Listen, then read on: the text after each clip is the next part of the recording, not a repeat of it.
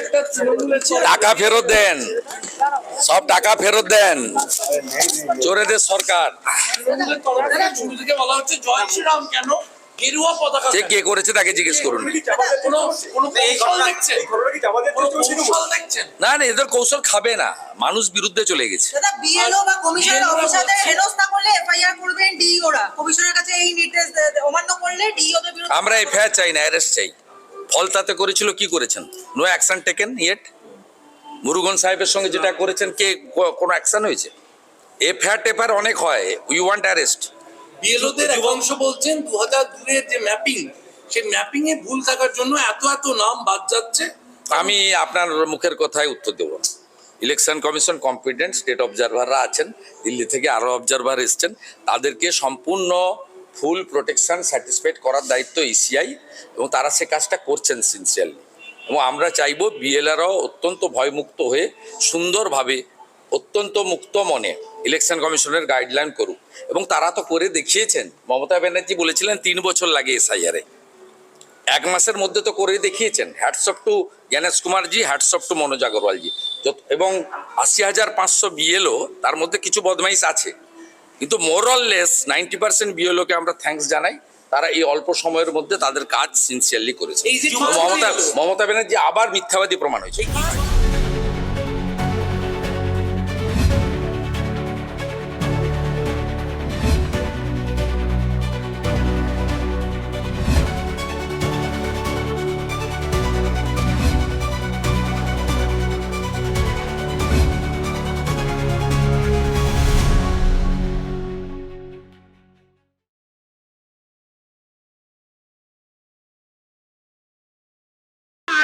পরিস্থিতি হলো তাতে এই ঘটনার জন্য মুখ্যমন্ত্রী মমতা ব্যানার্জি নিজে দায়ী। কারণ এই মেসির আশা অনেকদিন আগে ঠিক করেছিল একটা ব্রোকার শতদ্রু বলে, অনুমোদন দিয়েছেন মুখ্যমন্ত্রী, পুলিশ মন্ত্রী মমতা ব্যানার্জি। আয়োজক ছিল ক্রীড়া দপ্তর, ক্রীড়া সংস্থা। শৃঙ্খলা রক্ষার দায়িত্ব, নিরাপত্তার দায়িত্ব ছিল বিধাননগরের পুলিশ, অর্থাৎ পশ্চিমবঙ্গ পুলিশ। তাকে সহযোগিতা করেছে কলকাতা পুলিশ।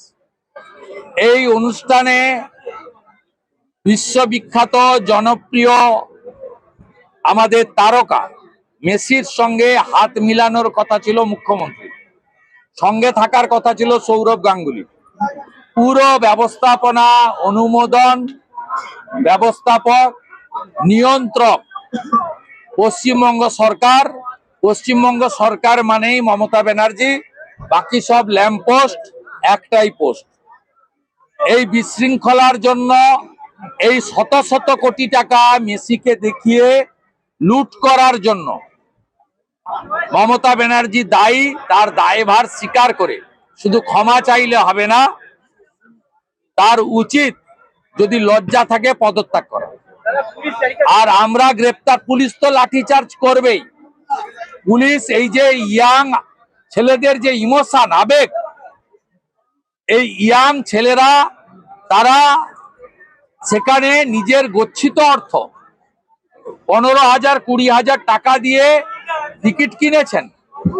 তারা এক ঝলক মেসিকে দেখতে চেয়েছিলেন, কিন্তু মেসিকে কিছু চোর তৃণমূলের নেতারা, অরূপ বিশ্বাস, সুজিত বসুর নেতৃত্বে মেসির দর্শন তাদেরকে নিতে দেননি।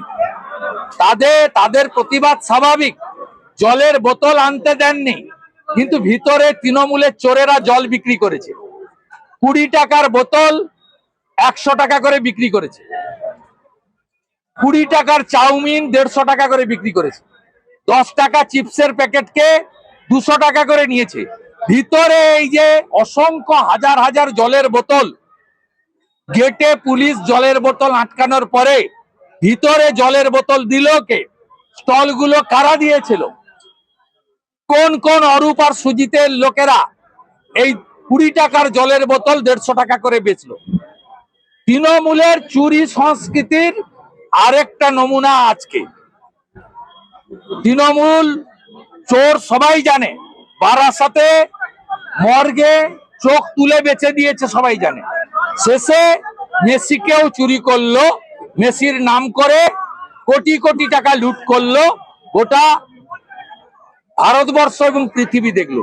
মেসি এলে ইন্টারন্যাশনাল খবর হয়। দাদা এটা কি এবং আমি আজকে বলছি যে মমতা ব্যানার্জি আমাদের মহাকুম্ভকে নিয়ে ব্যঙ্গ করেছিলেন, 66 কোটি লোক 45 দিন ধরে স্নান করেছেন, সেখানে একদিন একটা ইনসিডেন্ট ঘটেছে দুঃখজনক, তাকে নিয়ে উনি ব্যঙ্গ করেছিলেন, বিধানসভায় দাঁড়িয়ে বলেছিলেন মহাকুম্ভ নয় মৃত্যু কুম্ভ।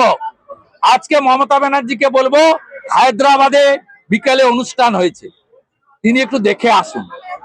আগামীকাল দিল্লি মুম্বাইতে হবে, একটু দেখে আসুন। আসল কথা, এত পাপ করেছে, মেসিকে দিয়ে খেলা হবে বলাতে গেছিল, উল্টো খেলা হয়ে গেছে। বলছি দাদা কি বিশ্বের দরবারে বাংলার সম্মান হারিয়ে গ্রেফতার হয়েছে? বিশ্বের দরবারে হয়েছে, এটা কি লোক দেখানো? অরূপ বিশ্বাস, সুজিত বসুর গ্রেপ্তারি চাই। এবং আমি রাজ্যপালকে লিখিতভাবে দিয়েছি, আমার দাবি 3টে। লিডার অফ অপোজিশন হিসেবে আমি রিটিন মেল করেছি, গাড়িতে বসেই করেছি। 1 নম্বর দাবি হচ্ছে সবার টিকিটের দাম ফেরাতে হবে। 2 নম্বর দাবি হচ্ছে শুধু শতদ্রু নয়, অরূপ বিশ্বাস এবং সুজিত বসুকে মন্ত্রিসভা থেকে বরখাস্ত এবং আইনি পদক্ষেপ নিতে হবে। তৃতীয় হচ্ছে মমতার কালীঘাটের পাড়ার ইনকোয়ারি চলবে না। কালীঘাটের পাড়ার লোককে দিয়ে ইনকোয়ারি বসিয়েছে, নাম বলছি না আমি। সিটিং জাজকে দিয়ে সিট বানিয়ে কলকাতা পুলিশকে বাইরে রেখে ইনভেস্টিগেশন করতে হবে। এবং আপনি নিশ্চিন্ত থাকুন, যা ব্যবস্থা নেওয়ার দরকার আমি নেব। প্রতারিত দর্শকদের পাশে বিজেপি এবং ভারত বিরোধী দলনেতা আছে, কি করে কান ধরে টাকা আদায় করতে হয় আমি জানি, আমার সে বিদ্যা বুদ্ধি আছে, সেটা করে আমি দেখাবো। বলছি দাদা বিশ্বের দরবারে কি বাংলার সম্মানহানি হলো আজকের এই ঘটনায়? বিশ্বের দরবারে যারা বলতো মমতা বাংলার গর্ব, আজ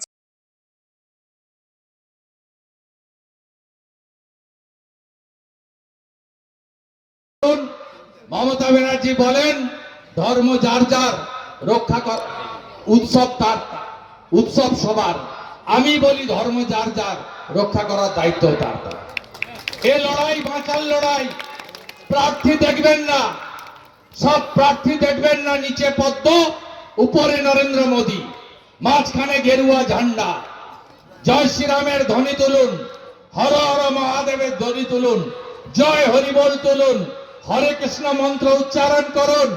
একসঙ্গে গিয়ে প্রত্যেকটা গ্রামে পদ্ম ফুল ফুটিয়ে এই রাজ্যে এমন সরকার আনুন, উত্তরপ্রদেশের মতো সুশাসন সুরক্ষা দেবে, গুজরাটের মতো শিল্প এবং কাজের জোয়ার বইয়ে দেবে, উড়িষ্যার মতো আপনাদের বিকশিত করবে।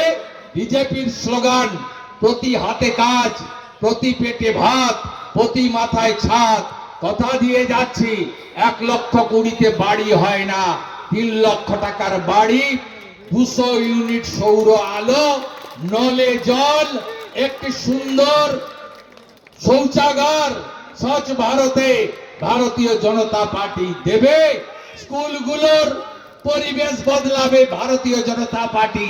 শিল্প আনবে, একদিকে ডানকুনি থেকে দুর্গাপুর এক্সপ্রেস হয়ে সেজে উঠবে শিল্পতে, অন্যদিকে গঙ্গার পাড়ে বন্ধ হয়ে যাওয়া জুট মিলগুলি থেকে আবার ধোঁয়া বেরোবে এবং কর্মসংস্থান হবে।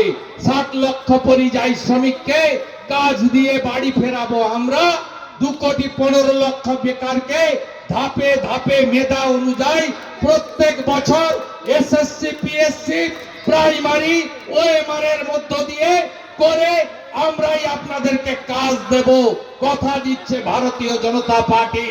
আর আলু চাষিরা উচিত ন্যায্য দাম পাবেন, ধান কিনবো উচিত মূল্যে, কৃষকদের পাম্পের ইলেকট্রিকের ফি মুকুব করব, কালোবাজারি সারের বন্ধ করব। মা বোনেরা রাত্রি 2টোর সময় আপনারা বুক ফুলিয়ে রাস্তাতে হাঁটবেন যদি দরকার থাকে, কেউ কেশাগ্র স্পর্শ করতে পারবে না। আর সাবধান করে দিয়ে যাই মা বোনেদেরকে, মমতার মিটিং হলে আপনারা গলার গয়না বা হাতের যে সমস্ত গয়না আছে রেখে দিয়ে যাবেন। কারণ চোরেরা, এই ভূমুক্ষু চোরেরা, তৃণমূলের ডাকাতরা বালি খেয়েছে, গরু পাচার করেছে, পাথর খেয়েছে, কয়লা খেয়েছে, মনরেগার টাকা খেয়েছে, আবাসের টাকা খেয়েছে, শৌচালয়ের পায়খানা খেয়েছে, সব খাওয়া হয়ে গেছে। এখন মমতা যেখানে যায় সেখানে গলার হার মেয়েদের ছিনতাই করছে। কৃষ্ণনগরে তাই হয়েছে। সাবধান, সাবধান, সাবধান। সবাই ভালো থাকবেন। আগামী 20 তারিখে নরেন্দ্র মোদীজি আসছেন রানাঘাটে পরিবর্তন সংকল্প সভায়। তাই আপনাদের এই লড়াই আগামী দিনে। কালী ঠাকুরকে প্রিজন ভ্যানে তুলছে কাকদ্বীপে, গ্রেপ্তার হয় না। জগদ্ধাত্রী মাকে ভাঙছে মন্দির বাজারে, গ্রেপ্তার হয় না। গত পরশুদিন কুলপিতে বজরং বলির হনুমানজির মাথা কেটে নিয়ে গেছে, গ্রেপ্তার হয় না। আর গীতা পাঠে পবিত্রতা নষ্ট করার জন্য, আপত্তি করার জন্য দিব্যাঙ্গ ছেলেকে বাড়ি থেকে রাত্রি 3টের সময় জঙ্গি ধরার কায়দায় তুলে নিয়ে আসে। এই সরকারের একটা চোখ বন্ধ। আপনারা জাগুন, ঐক্যবদ্ধ হন। আপনারা জানেন এই সরকারকে যদি না তাড়াতে পারেন, সনাতনীরা আগামী দিনে বিপন্ন হবে। বাংলাদেশে মুসলিম অনুপ্রবেশকারীদের দিয়ে এই বাংলার ডেমোগ্রাফি বদলে দেওয়া হয়েছে। আমাদের অনেক মতুয়া নমশূদ্র এই এলাকায় আছেন। ঠাকুর হরিচাঁদ ঠাকুর, ঠাকুর গুরুচাঁদ ঠাকুর মতুয়া সমাজ তৈরি করেছিলেন 1907 সালে হিন্দু ধর্মকে বাঁচানোর জন্য। কারণ সবাইকে ধর্ম পরিবর্তন করা হচ্ছিল, তাই তারা করেছিলেন। জয় হরি বল বলে একটা কথা দিতে পারি, মোদি হ্যায় তো মুমকিন হ্যায়।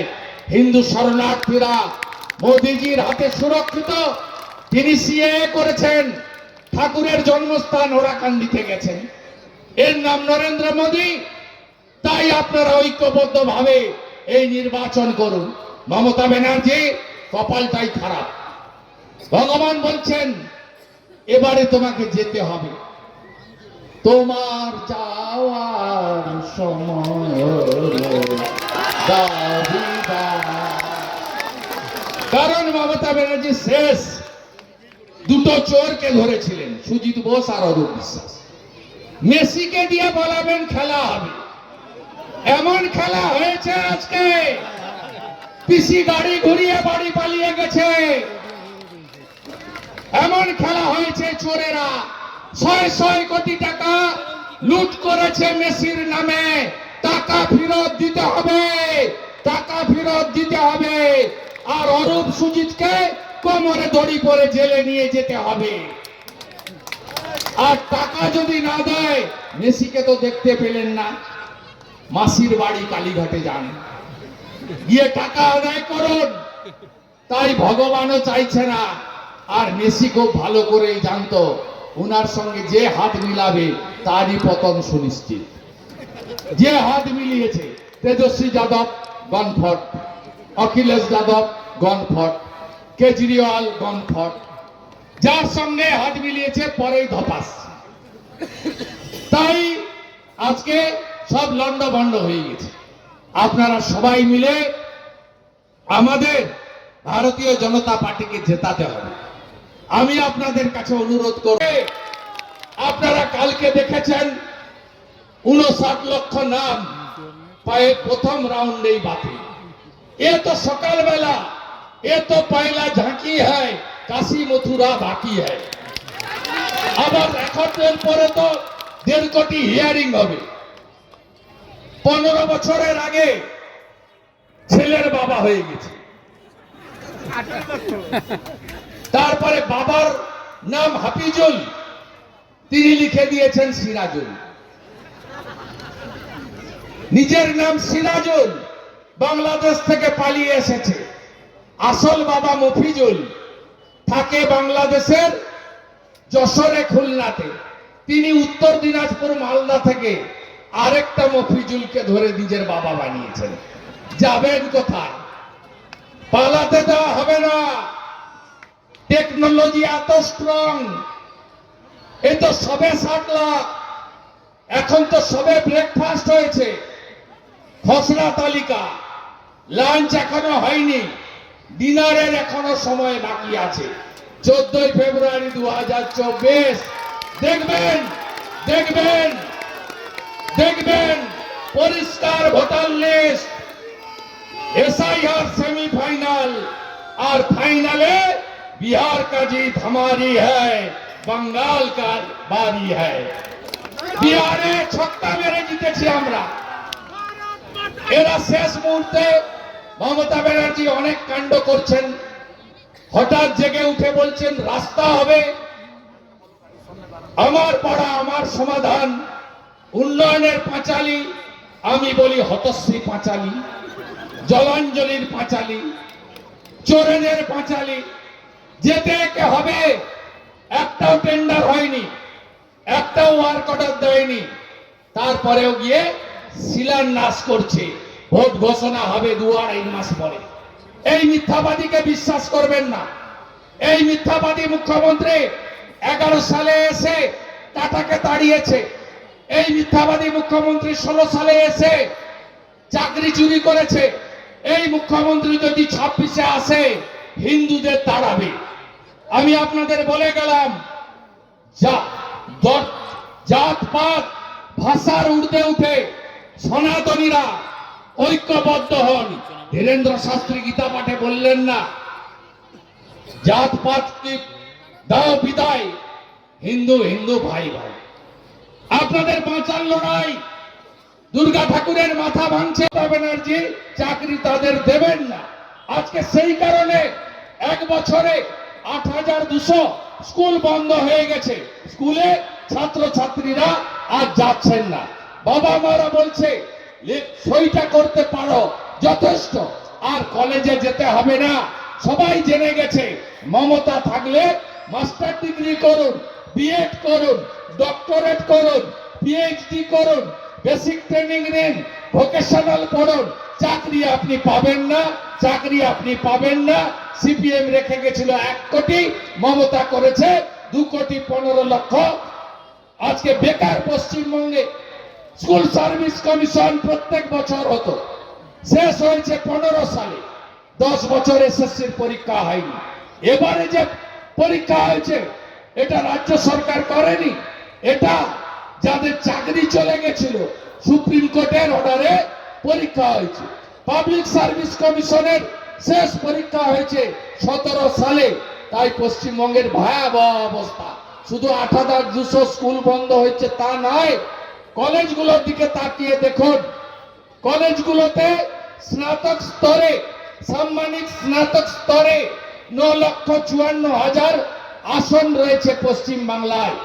এবারে মাত্র 3 লক্ষ ভর্তি হয়েছে, 6 লক্ষ আসন ভর্তি আজকে ফাঁকা। আজকে অধ্যাপক অধ্যাপিকারা কলেজের ক্লাসে যাচ্ছেন, ছাত্রছাত্রী নেই। সবাই একটা কথা বলছে, মমতা থাকলে চাকরি হবে না, তাই কলেজে আমরা যাব না।